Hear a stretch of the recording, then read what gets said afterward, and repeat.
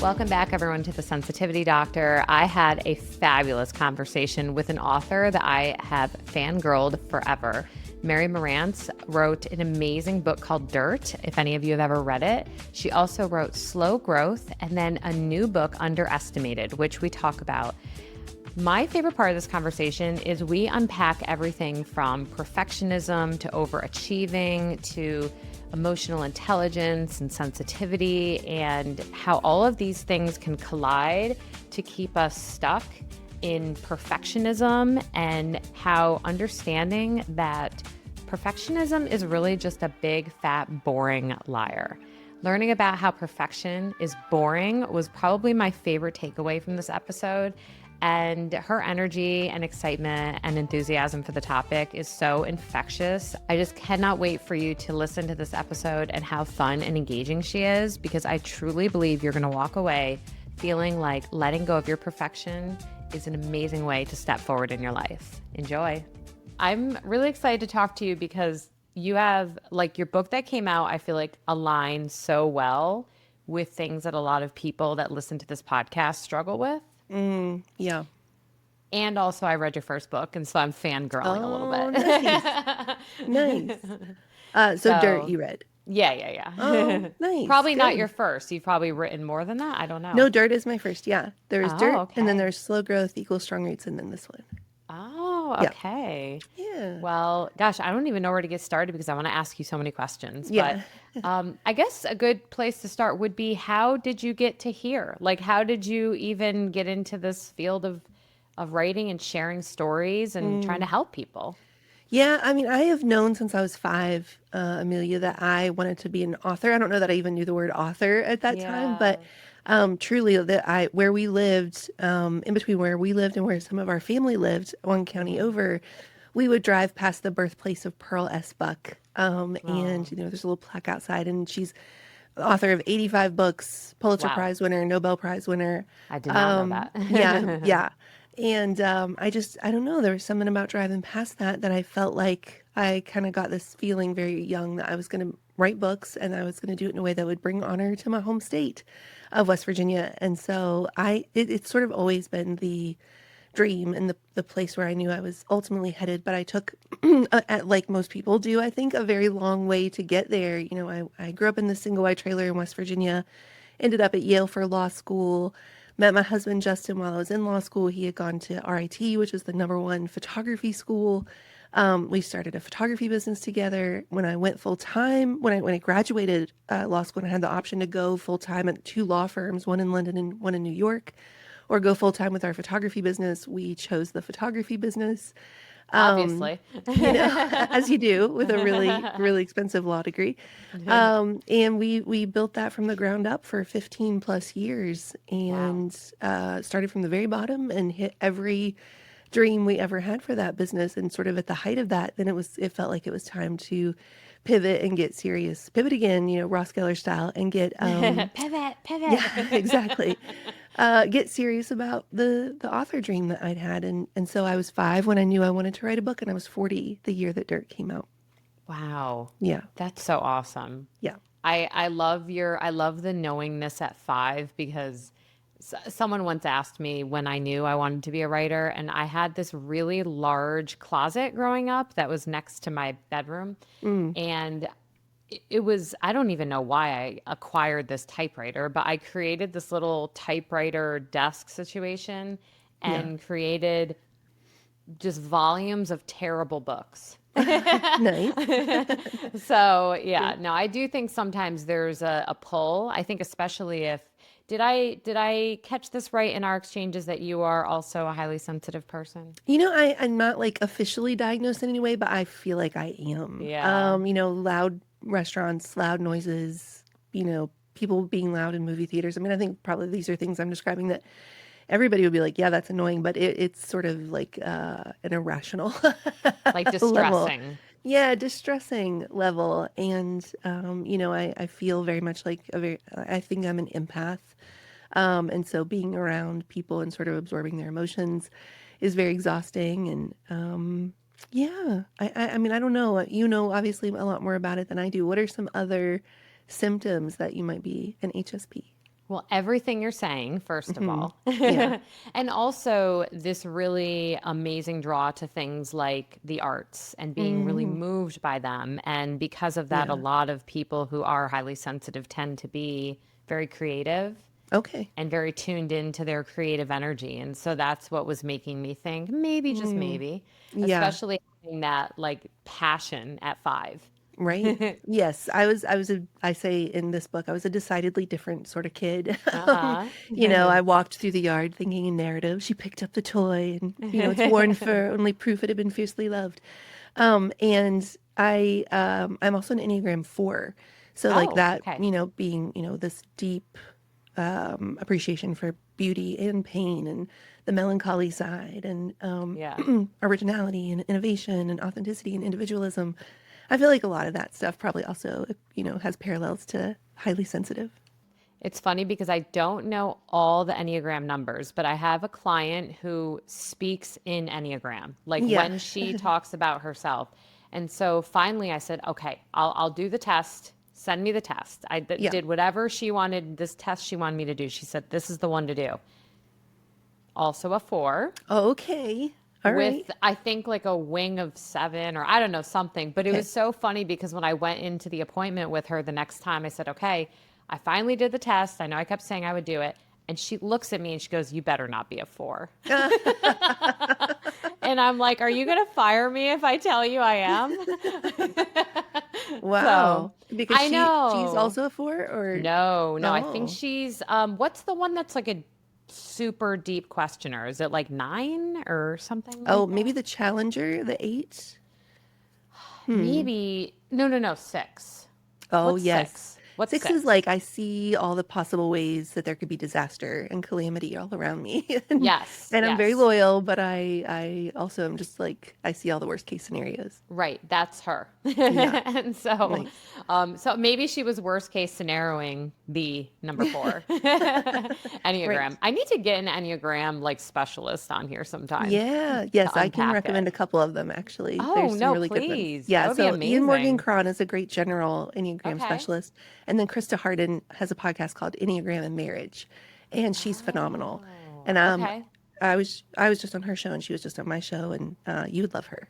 Yeah, Krista Please. Harden. Yeah, I Yeah. would love to hook up with her because that is something that I'm not as knowledgeable about. And I Mm, love learning from people that I'm not as knowledgeable about the things that they love. yeah. Yeah. So you had, as I said, an amazing book that I fangirled, and now I have been able to check out your new book. So Hmm. what motivated this? And if you wanted to give people kind of a, not the quick and dirty of it, but what is the main essence of it? Because it is what I would love to talk to you about today. Yeah, so underestimated. Originally, when I sat down to write it, Amelia, honestly, I thought it was going to be a book 100% about when other people underestimate us. That is something I have experienced most of my life as somebody who's not the loudest person in the room or the super extrovert or the one who sort of sucks all the oxygen out of the room. Most rooms I've found myself in, people didn't have that, like, oh, you're somebody I need to know moment until I ended up taking the stage, or they read a book or whatever the case Right, may be. right. So I felt underestimated most of my life. I felt like most people, and in fact, I had a teacher, mostly I had amazing teachers in high school, but I had one teacher in high school who had a daughter also in my grade. So that might have been part of it. But she said to me during like it was one of my like off periods where I was like a teacher's aide, sort of a floating teacher's aide. And I ended up in her classroom, just the two of us. And she said to me, if anybody's going to make it out of Richwood, West Virginia, it will not be you. What? And so, just sort of that kind of energy where I She think really either said that. she really said it, and I took it and put it in my back pocket as jet fuel, which is kind of a big That's part of what this book awesome is that you were about. able to do that and not what all kids could do. That's terrible. Well, in the book, I sort of get into how it's effective jet fuel, but it's not a way to live. Proving people wrong is actually a powder keg. And so I thought it was going to be 100% about when other people count us out. And when I sat down to write it, a book has opinions. And the book said to me, it's going to be about 20% that, because that's a real thing. And we need to address it. But it's going to be 80% about when we do it to ourselves and all the different ways we do it to ourselves. And then really the book gets into this, force that I call fear, fear being this boring liar. and all the different masks that fear will try to shapeshift into, because it's not very creative in what it's saying to you. So all it can do is be a slippery enemy. And so it's going to slip into perfectionism, imposter syndrome, overthinking, even a fear of success. I go through 14 of them in total throughout the chapters, but the whole thing really kicks off with just sort of like this running script of the things fear says to us as proof of how boring it is. It's all been done. It's all been done better. It's all been done by somebody the world actually wants to pay attention to. I can't start until it's perfect. I can't start until I'm perfect. What if I start and the critics come? What if they say, who does she think she is? What if I fail and I prove all the people who said I'd never make it, they were right all along? What if I start and I can't stay consistent with it? What if I don't have the bandwidth right now? What if my voice doesn't really matter? What if I don't really matter? What if it's already too late? And chances are people listening, especially this group of people, if we were playing bingo, you could have gotten it up, down, sideways, in, diagonally, right? And so that is just kind of proof that, and it's sort of the running backbone of the book, that fear is actually really boring when you boil it right down to it. And this, as soon as you can see it, like as soon as sort of the scales can be lifted from your eyes and you can really see it, it loses all its power. Because it's kind of like watching a show that used to be really impactful and really, engaging, and you couldn't stop listening to it or watching it. And then you realize the writers have stopped trying. They're really phoning it in. Every season is the same. The script is really boring. That's what fear is. I love fear is boring. Yeah. I love that so much for so many reasons. First of all, I feel like I've explored this with clients in a different, probably more clinical, more boring way, now that I think about it, where, we say things like fear can be limiting and it prevents you from trying things. And it's like we've gotten this message, right? But Yeah. it sounds so similar, I think, to a lot of other self-helpy type messages. Whereas when you identify something that no one wants, like boring is not an appealing thing. Bored Right. is not an appealing thing to be. Yeah. It really hits differently. I am putting that in my pocket. Yeah. Yeah. No, I mean, it's Yeah. 100% true. And I say, like, if I can get you to be as fed up and exhausted and bored with fear as you are with the sound of those same excuses you've been saying for the last 2, 3, 4, 5 years of why you haven't started on that thing you can't go a day without thinking about. If I can get you as tired and bored with fear as you are with your own excuses, then it will no longer have any power over you. And it's going to it'll still be in the room. It's not going to just disappear, but all of its power will whoosh out. It makes me think too, it's funny to compare it to insomnia, but there's this little trick you can do when you're trying to fall asleep. Okay. Where if you're struggling to fall asleep, and you know how we get this linear idea, count sheep or count back from 100. That's Yeah. actually not very effective because it's linear thinking, which Okay. is what we do when we're problem solving. Interesting. Instead, there's these tricks where one is like a word scramble, where as a writer, you'd probably love this, where you pick a word, you could say Yale, from your hat, Yep. and every word imaginable that pops up, the letter Y, you think of that. And you just go through the whole, alphabet essentially of words. Now, what it's doing is it's creating a scrambled nonlinear way of thinking. The reason this connects to what you're saying, you're like, where are you going? Is is that our linear critical brain is the part of the brain that is not connected to creativity. Right. Our non-linear creative brain is not only connected to the part of our brain that fires more when we're sleeping, but it's also connected to creativity. Yeah. Right. And Yeah. so fear, if we think about what it does based on how you're saying it, is that it keeps us kind of like in line with this linear way of being. You just follow the steps of all the things you think could go terribly Right. versus Interesting. choosing to be more nonlinear. And Wow. that really lends to imperfection if you think about it. Gosh, I love that so much. And it actually relates to two different places in Underestimated where I talk about this. So in chapter 7, the overthinking chapter, when it's talking about rumination and getting stuck in sort of rut-like thinking and being in like a cycle loop where you're just thinking and thinking and thinking about the problem, you're trying to think your way through a thinking problem. If you've ever had writer's block and it feels like you could sneeze through your forehead, you're so pent up with existential angst right there. That's actually science. That's your prefrontal cortex, that problem-solving center of your brain overacting And the more that it fires, the more that you're overworking it, it starts to build up a toxic level of a product called glutamate, which if left unchecked will actually harm brain functioning.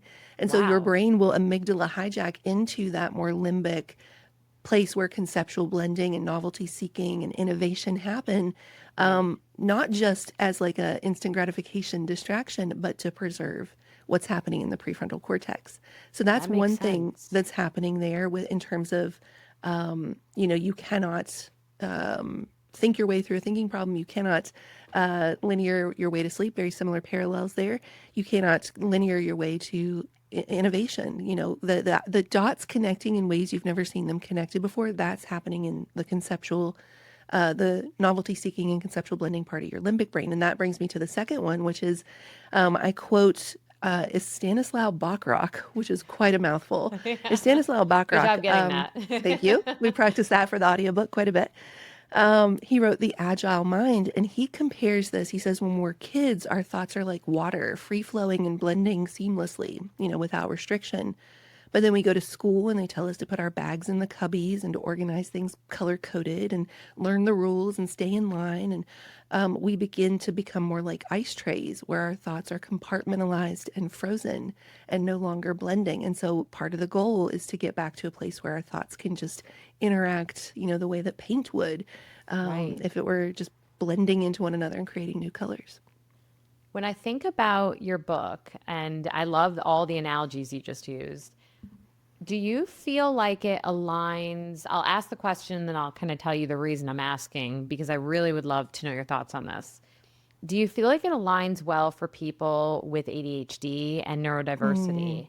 And the reason I'm asking is because when you were describing what can happen to the frontal cortex, we know hmm it's connected to executive functioning Yep. and the linear logical thinking and I don't even want to say logical, more like planning hmm thinking. Right. The word logical is very triggering to me when I think about we like Yeah. pedestal logical, like I'm being logical, but Mm, people with ADHD, research has shown are more outside the box thinkers yeah. than neuronormative individuals. Yeah. There's this really cool study where they had neurotypicals and ADHDers try to create new, like completely new, innovative animals. Mm, And those who were neuronormative brought in history. They brought in historical context in order to create their animals. They would use a beak or they would use feathers or things that okay. they have seen. They would be creative, but it was all history. Whereas the Hmm, ADHDers were able to conceptualize so far outside the box that they hmm, created much more original animals. yeah. And so it makes me think of with ADHD, Mm, the issues around rejection sensitivity hmm, and with shame tolerance. And also, I just recently learned justice sensitivity yeah. can be very connected to the ADHD brain, not only because of the way that the emotion regulation around it presents, but because of that rejection sensitivity from constantly being overcorrected Right. into an ice cube tray. Love that Right. analogy. That was beautiful. Mm, How do you think, and I don't know if you meant it for ADHDers, but I mm. feel like what you're talking about could help unfreeze ADHDers to feel less hard on themselves so that they can tap into their ability to make really cool original animals, so to Yeah, I speak. love that. And that really resonates. I don't know that I have ADHD. Again, similar to Oh, not HSP, I've never diagnosing. I just no, no, no. No, I know. I do think that my husband has it. And I for sure think that I'm neurodivergent in some way. which Um, HSP is a neurodiversity. Yeah. Yeah, So, so maybe it's that one. yeah. But I one of the things that this book is really characterized and I am really characterized is in all the different personality types that I've taken, INFJ on the Myers-Briggs scale, for example, is a really interesting fluid balance of EQ and IQ. I seamlessly kind of weave between those two. And so my gut instinct is probably about half the book, or half of Yeah, each chapter right. probably really applies to the what you're describing with it's thinking outside the box and it's that innovation and the novelty seeking and all that stuff we just talked about connecting dots and then my logical, went to law school, did really well on the LSAT, part of my brain is like, and now here's all the science that backs that up. And now here's all the logical reasons why we do that. Or here's the like thing behind the thing. We think we're procrastinating because we're avoiding pain, and we are. But what's the thing behind the thing? Well, the real pain, the real thing we might be afraid of is, what if it's never as good as I want it to be? What if I don't actually have what it takes? And so I need these things like really, really tight deadlines as my excuse for why I didn't give my fullest best effort. So I think it's probably you'll see a really fluid blend of that, where it's like, let's go really deep into the EQ and like, let's think of things differently and let's not follow the ordered rules. And then also I'll swing back into that IQ of like, and here's what we know from a brain level. Here's what we know from a psychology level. So that's a very interesting question. Yeah. I like that idea of balancing that EQ, IQ, and I see that a Mm. lot with it's it's almost rare, I feel like, to see someone who can just equally be functioning at all times. Like there's Hmm. this when you were talking about kids being sent to school, and Yeah. I'm just obsessed with the ice cube tray thing. I'm going to keep going Yeah. back to it. Yeah. Is I actually think about my daughter, who is one of the most creative people I've ever encountered. Like Hmm. she just really is. The way she create stories and would sit and make up stories in the books that she was reading for Yeah. hours. Wow. And then she gets to school, and when it was time to create this ordered version to learn how to read, her brain really was like no. It Mm. really did Yeah. not want, I think, to be frozen in time. Right. And I mean, she's getting it. She's in elementary school, but I'm definitely seeing a bit of a pushback. Whereas I have a younger son who's about to start kindergarten, and he's already getting it. Like he's already getting the reading concepts, but Yeah. he's much more ordered in the way that Mm. his brain functions. Like he doesn't want to create. He's less of a magical thinker, Okay. right? And Interesting. so it's making me think, if we were going to take these different types of brains, not necessarily my kids, but Yeah. how do you think someone who feels comforted by more ordered type of things versus someone who is more of a magical thinker, Mm. how do they show up when it comes to perfectionism? Do you think one is more likely? Hmm. What is your thought on that? Yeah, that's a really interesting question. It's kind of going along with where my brain was going anyway, which is, something that comes into play in my life and maybe is a part of why you start to see this balance of EQ, IQ, and I'm oversimplifying using that, but like magical thinking, logical thinking, or magical thinking, ordered thinking, if we want to call it that, is that now we get into things like people pleasing and achieving for our worth. I'm a self-preserving Enneagram 4, which means that I often look like an Enneagram 3 who's the achiever. I thought I was a 3 forever because I am an A plus plus plus plus overachiever, have been my whole life. And it was only when Ian Morgan Cron said to me, "Hey, you should really look up self-preserving fours, where we achieve to get to safety, but when that safety element is we feel secure in that, or it's not actively fight or flight survival mode, switch has been flipped. Our more true Enneagram type, they're all masks, but our more true Enneagram type is that deep thinking, originalist, individualist, all of that stuff. So I'm thinking about like, does survival mode come into play? Does the shame aspect of let me do what society finds more acceptable? I've learned how to fawn instead of flee, for example. And so that kind of comes into play. But I think as I'm sort of thinking at somebody who's very much a recovering perfectionist and has both sides of that brain really accessed, I don't feel like either side of it has been immune to the perfectionism. I just think they show up in different ways. When I'm in the creative side, I don't want to just be the best at what I do. I want to be the only at what I do. Oh And when I'm in yeah. that really logical side, I don't want to get an A if an A plus is possible, so I think it just shows up. Fear.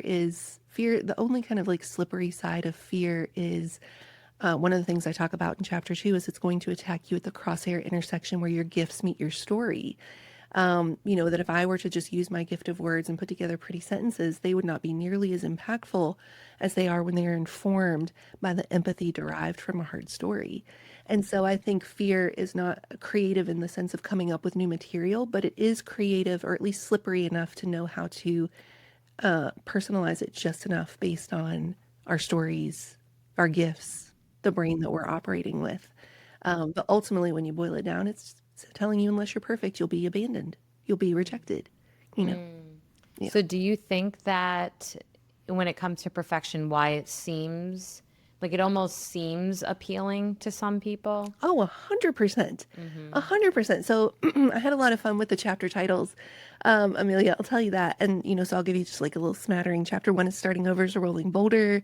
Oh yeah, Chapter that is 2 fun. is fear is a broken script. Chapter 11 is failure is a bankrupt identity. Chapter 11, bankrupt. And then chapter 10 is my favorite. Oh, And I it is, get that. It took me a second. yeah, Thank you. Thank you for yep, saying it twice. yep. Little arrows pointing. Yep. Now we're here. We're here. That's that lawyer brain Yeah. coming out there. And then chapter 10 is my favorite, which is perfectionism is hiding with better PR. And I make this joke where I say, not since the got milk people has there been an ad campaign that has tried to make something so plain Jane vanilla seem so sexy and sought after as when, hiding hired the same marketing team that tried to convince us cauliflower is pizza and did a glow up in the form of a rebrand of it's not hiding in plain sight. It's not shrinking away from where the work you're being called. It's not contorting because it's easier to be criticized. You're just a perfectionist. Oh, of course I haven't launched that website yet. I'm just such a perfectionist. I need to Oh, go I through it one more see. time. Oh, of course I haven't written that book yet. I have to think about my whole life first. I'm just such a perfectionist. And we say it like it's a noble vice, like it's actually a good Interesting. thing. And so Yeah. I actually believe most people, if they were to take like a little assessment of the chapters, they would probably self-identify that perfectionism is the biggest way fear attacks them. But what I would wonder and want to ask back is, or is it just the one that's easiest to admit? It's a lot easier to say perfectionism shows up in my life than it is self-sabotage, for example. I love that because I do hear a lot of my clients call themselves perfectionists. Yeah. And it's funny, I'm almost like thinking in my little therapist brain, why didn't I think to ask, okay, but what is underneath it? Like, what else Hmm. do you mean? That's right. As Yeah. The opposed to thing someone behind just the saying, I'm bored. Okay, do you actually mean depressed? That kind of right, energy. Like, what's right. the layer underneath? That's really interesting. Yeah. Yeah. And that one took a while. And we go really deep in that chapter and it ends with me talking about, my mom left when I was 9, as you know, from reading Dirt. And that was the first time I really learned to use perfection as a weapon. I'm going to build a life so beautiful and extraordinary and perfect looking on the outside that it will make her sad that she missed it. And it, of course, belies my deepest held belief. What if without all this more, I was never someone worth staying for? And so there's perfectionism in the sense of, oh, it's just keeping me stuck because I want to wait till it's perfect before I can even start. And then there's perfectionism in the sense of who hurt you, who left you, who made you believe that unless you were perfect, they were going to leave. A different version of maybe you can here, I'll let you try to diagnose me. Um, I don't think I would describe myself as a perfectionist really much. However, I am, as you were saying, I don't even want to say it's an overachiever. I'm just really really excited about doing things, like Mm, accomplishing things, checking things off the box, yeah. trying new things. The bucket list is never empty. So there's this like energetic drive happening. Hmm. But I think back to my between my brother and I, just in a lot of ways, I was academically and neurodiversity wise a little easier to parent. Okay. Although I still put them through the ringer. But I remember one day my dad saying, I think it was like we got a report card home and it was, good enough, like B's and A minus, whatever. And he said, well, we never have to worry about you. Wow. And he Yeah. meant it as a compliment. Yeah. But it made such an impact that to this day, I still remember the look on his face. I still remember where I was standing in the kitchen. And I Mm, remember it was like all my neurons in my brain went and just yep. kind of fused together like, Solidify. this is Yeah. my mission. I Yeah. need to be the one that people don't have to worry about. Yes. Oof. Okay. Okay. Actually, I'm just gonna, I was gonna describe it to you, but I'm just gonna read it to you. It's a Yeah, small, go for it. small part. This is the opening of chapter 10, which is that perfectionism chapter, but it begins talking about not wanting people to have to worry about you. So I'm just gonna I'll kick it off, and then I might skip a little bit ahead, but I'll Yeah, keep go it for pretty it. tight. A self-preserving Enneagram 4 with a strong wing 3 and a child of the 80s, a proud Appalachian, walk into a room. No, this isn't the start of some hilarious joke I'm telling, and no, those are not three separate people I'm talking about. The truth is, I am all three of these people. All three of these people are me, and together they form a lot of opinions about how I walk around in the world. From the first moment I heard about the Enneagram on some podcast somewhere, I was convinced without ever taking the test that I was a clear Enneagram Type 3. If you're new to the types, threes are the achievers, the gold star accumulators, the A++ students, the most likely to succeed at having a nervous breakdown. Or as the popular meme so aptly puts it, shout out to all the gifted kids from grade school who are now the grown-ups walking around with high functioning anxiety. I grew up in a single wide trailer and ended up at Yale for law school. I got all straight A's in undergrad except for one B plus that I'm still mad about 20 years later. I was in the gifted program, every AP program. I was class president, student council, head cheerleader, prom committee chairperson, and was voted most likely to succeed twice. I have anxiety. My anxiety has anxiety. That anxiety in turn has a little pet miniature OCD anxiety that it buys tiny Argyle sweaters for and carries around in an oversized purse. Type 3 seemed like a pretty safe bet. And then it goes on to talk about how I talked to Ian Morgan Cron and he changed it up. And then coming back full circle to that, add into that I'm a hashtag child of the 80s where we were all basically feral cats left to fend for ourselves growing up. Amen. And then I'm also the hyper independent byproduct of this strong, proud, truly Appalachian tradition in my family of never ever wanting to ask anyone else for help. What you are left with is the perfect storm trifecta, this 3-in-1, three strikes you're out character combination that means I am now a person who never ever wants you to see her struggle. This makes me walk into the world in some very specific, self-sufficient, self-sabotaging ways. First, I don't want your pity. I don't want you averting your eyes from me in some sort of sympathy shame on my behalf. I don't need you feeling sorry for me. While we're at it, unless I specifically ask for it, I don't need your advice, guidance, good input, best practices, suggestions, or generally good ideas either. They burn in my ears, run down my throat, and taste like condescension. I also don't need you asking me a bunch of inane questions about what I'm going to do next. Trust me, I've already thought of all of them. I spent my whole life questioning myself. I don't need you doing it too. I never ever want you to know that something isn't working, not even just for pride's sake, but because I don't need you worrying about me. Then I'll just have to worry about you worrying about me. And finally, don't even think about telling me that it's good enough, better than what most people would do, or that I should just be proud of myself for trying. Trying. I don't even know what that means. Maybe you know this particular brand of hypervigilant self-sufficiency too, regardless of your Enneagram type, what decade you were born in, or your socioeconomic background. We all know what it is to walk around the world and not want to show any kind of weakness whatsoever. We put on this bespoke, stoic armor of shiny achievements. We wear these accomplishments like a bright, blinking neon camouflage, seamlessly blending into the background by paradoxically forever standing out. If all they can see is our latest win, then we'll never have to worry about them getting close enough to see our many flaws.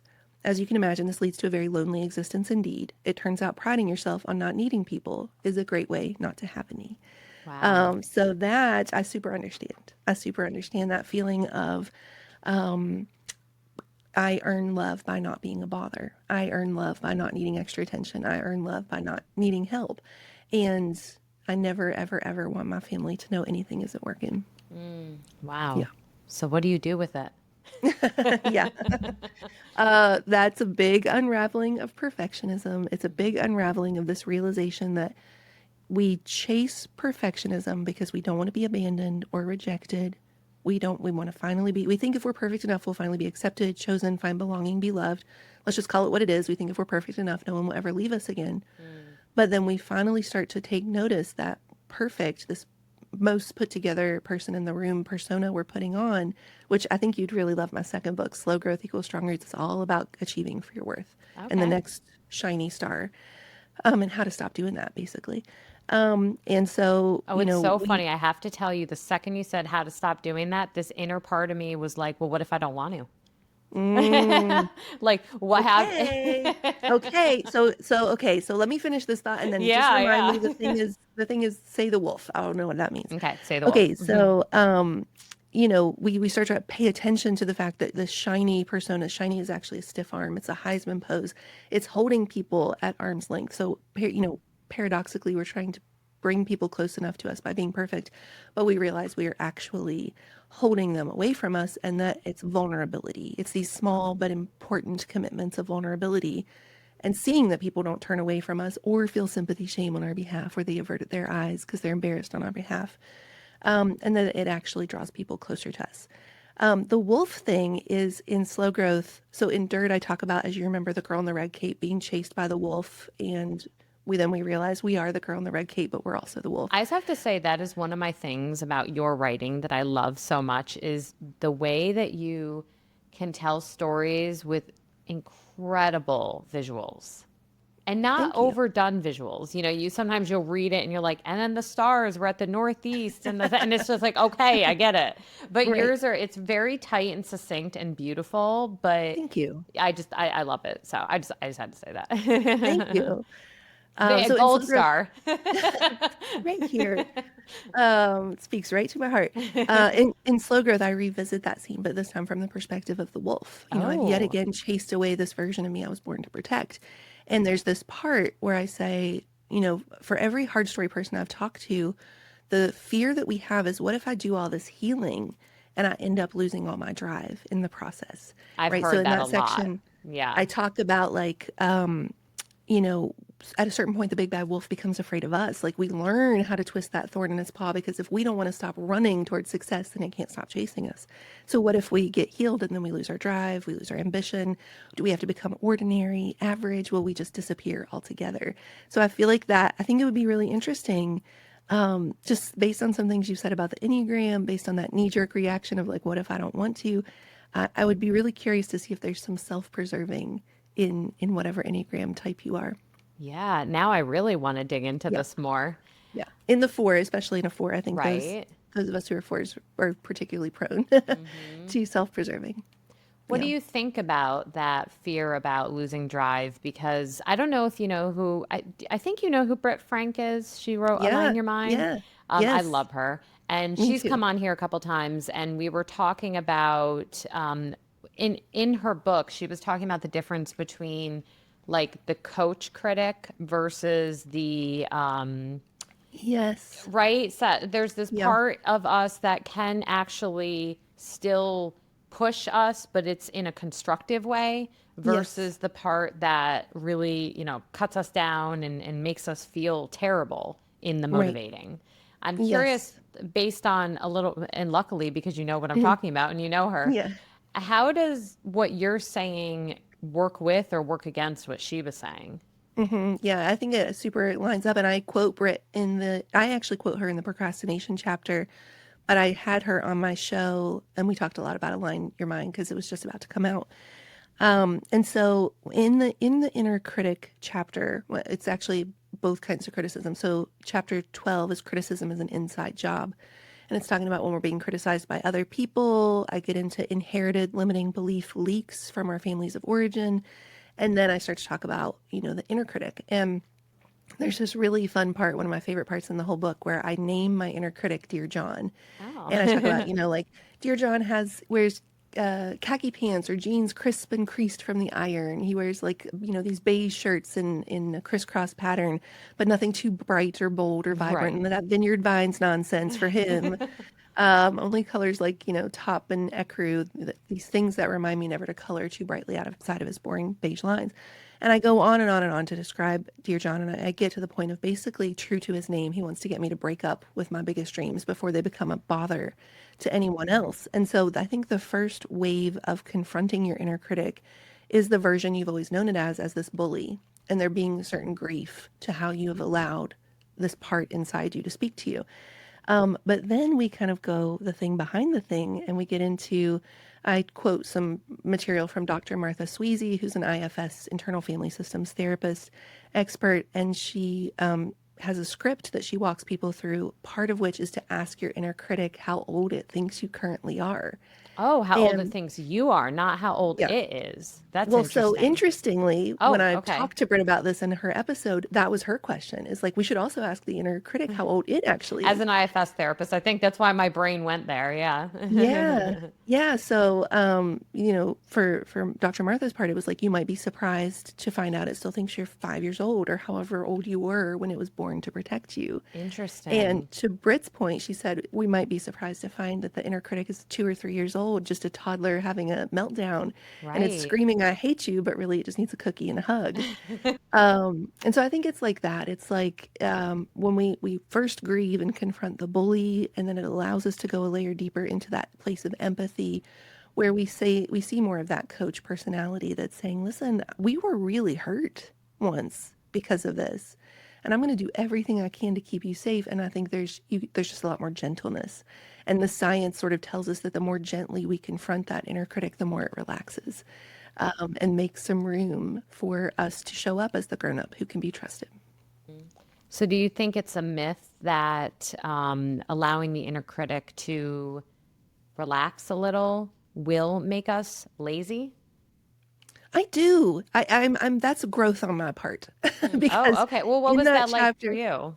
yeah, in that chapter, I talk about, the it's sort of referencing back to the imposter syndrome chapter, which is chapter 6, and part of that is magical ritual thinking, which Clance and Imes identify as you have to walk into. It's the belief you have to walk into any situation and tell yourself you're going to fail in order to succeed. That if you ever walked in with the hubris to believe you might do okay at something, that is the moment that would be your downfall.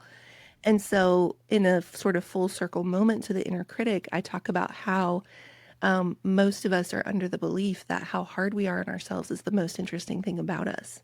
And that if we didn't, punch ourselves in the face first, that would be the moment when we would fail. There's this really funny part about we simply don't have this level of unwarranted confidence. Like, what are we? Like C minus frat boys turned the C-suite corner office, every mediocre boss you've ever had, that one dude who dominates every Zoom conversation. We just don't have that level of unwarranted confidence, right? So we feel like we have to be that hard on ourselves in order to produce our best efforts, to push ourselves to that level. And I've spent most of my life that way, Amelia. But in that chapter, I talk about the science behind kindness is actually resilience, and kindness being compassion turned inward. That the science actually backs up that people who have developed that skill are able to go much longer distances in the work that they're doing, because it turns out that that's another, ripping yourself to shreds is not a very sustainable form of jet fuel. It will get the job done temporarily, but it does not make a life. Yeah, I Yeah. mean that really resonates with what I've seen with everyone I've worked with and really just my own reflection that the people who are ripping themselves apart are much less likely to do the thing, Hmm. whatever the thing Yeah. is. Right. Yeah. Yeah.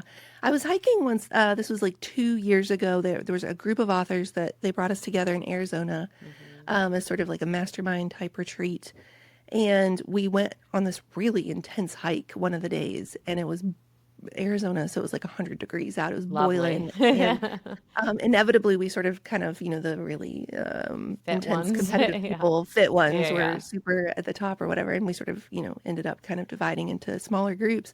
And there was a woman in my group, and the whole way up the mountain, and then the whole way down the mountain, she was just verbally talking to herself, like, "Oh, I'm so strong. I feel so good. Look at me. Ooh, I skipped that rock. I didn't stumble over it. Like, good job, me. Like, ooh, my legs are carrying." I've never seen anybody do this before in my life. Uh-huh. And the whole time I'm beating myself up. Why are you sweating so much? Why is your face so red? Like, why didn't you get in better shape? Why didn't you bring better shoes for this? And we got to the top, and started back down the bottom, and I just like the rocks were really gravelly and slippery at one point, and they just slipped right out from under me. I'm like laying on my back, Oh no. Were you looking up at the okay? sky. I was fine. Okay. Just my pride. Yeah. And I'm just like laying there. Of course now I've got all sorts of material, and fodder for my inner critic, and to come all the way back down the mountain of like, oh, like, why do you have to be the one to fall down? Whatever. Yeah. And the whole way down, she's just like, "Look at you, like, we're doing so great." And it really truly was like one of those times when learning by example leaves a very lasting impact.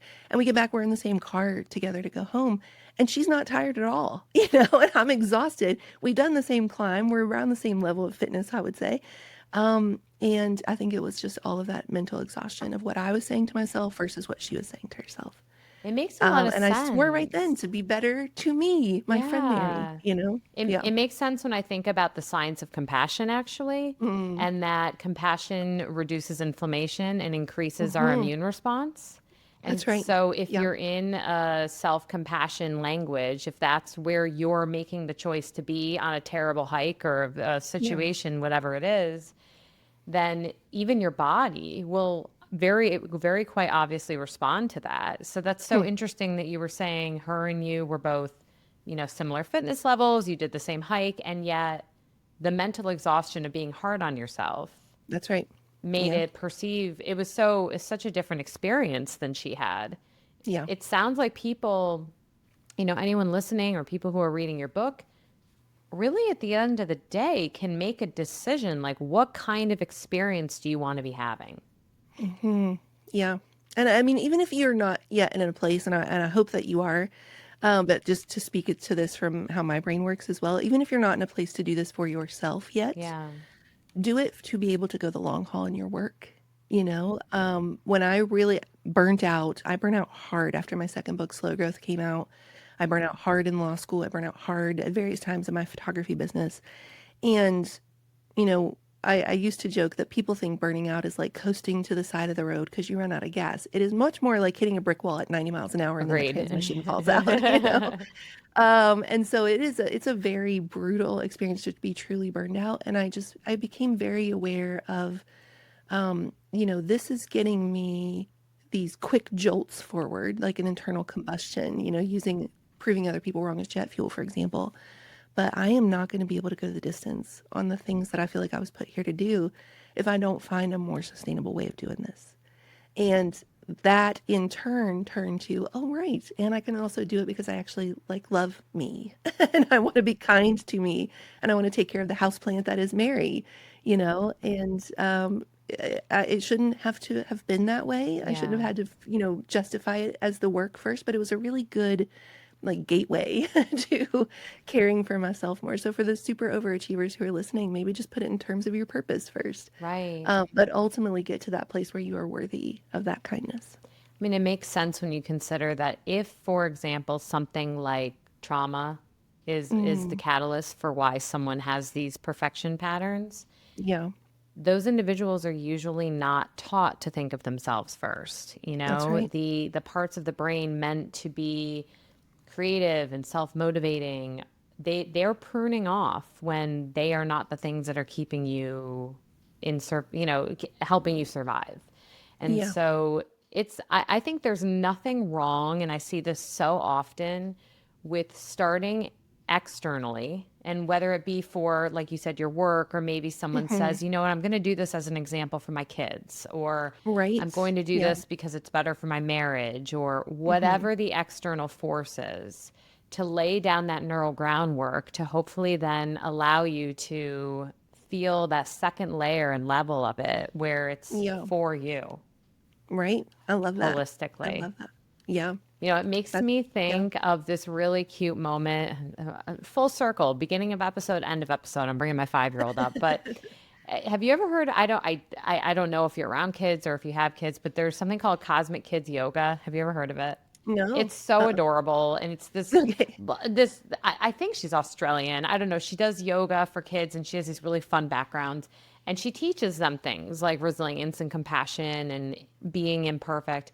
And Mm. one day, my 5-year-old says to me, "You know, mommy, there is a chemical." This is all just coming out of his mouth.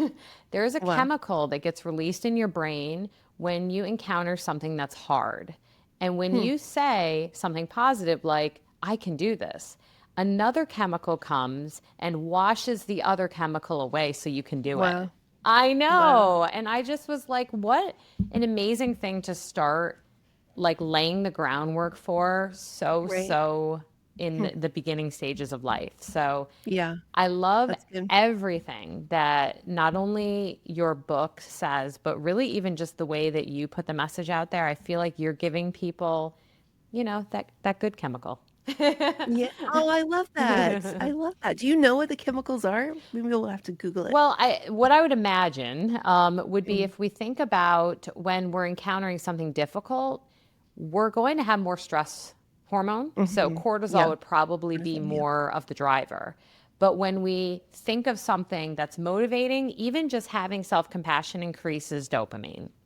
Okay. So, Interesting. because compassion is driven by action, whereas empathy is driven by deep feeling and it's actually Hmm. inflammatory and it reduces immune response, Hmm. but compassion is driven by action. So, we Interesting. right. So we can look at the world. The world is stressful. There's a lot going on. It's very easy, especially if you're highly sensitive or if you're just human, to have Mm. an empathic response, and it can feel Yeah. really constricting. We also can't go out and necessarily change everything happening in the world. So some people will do something, whether it's donating money, whether it's, going out and marching, whatever it is. But the Hmm. simple act of well wishing also gives you the same neurochemical response. Wow. Okay. And so, in a way, what he was saying, my very wise 5-year-old, is that Yeah. well wishing for yourself Hmm. is that little baby hit of dopamine that helps to neutralize the cortisol when you're encountering Wow. something difficult. Interesting. Wow. That's so, gosh, the brain is so I fascinating love and it. beautiful. It really is. Yeah. Agreed. Huh. Well, Mary, I loved meeting you. I'm Same. so thrilled that we got to have this conversation. It was so many more layers than I could have even anticipated, which I Yeah. loved. And I'd love to Yes. stay connected. I just love your message and how you're putting it out there. So Mm. anyone listening who wants to read your books or Mhm. continue learning from you and trying to work on being imperfect with you, where can they find you and follow you? Yeah. Yeah, I think a great place to start is namethefear.com. That's from the subtitle of the book. So it's Hmm. underestimated, the surprisingly simple shift to quit playing small, name the fear, and move forward anyway. So at namethefear.com, we actually have the whole first chapter, that Oh, starting that's over is a rolling awesome. boulder, up there for free. They can download it, start reading today, get a feel for my writing voice. It is very poetic and pop culture, very empathetic and also intellectual at the same time. And so, grab that free chapter, get a feel for it. You can order the book anywhere books are sold. We also have it linked up on the site. And then about midway down on namethefear.com, or you can go directly to achieverquiz.com. We actually have a quiz that talks about the 5 different achiever types I've Oh, I'm identified. going to go do this. And yes, it's good. It's really good. So based on your achiever type, you are going to play small in different ways and you're going to need different things to get you unstuck. And so we have our performer who is always on their toes, needs to show themselves, but for sure other people how far they've come. We have our tightrope walker who could care less who else is clapping, but they need higher and higher death-defying feats to feel the same amount of I good, think that's me. same amount of dopamine. I'm just guessing. We have the masquerader who hides in plain sight because they don't want to let anybody down. We have our contortionist, the classic people pleaser.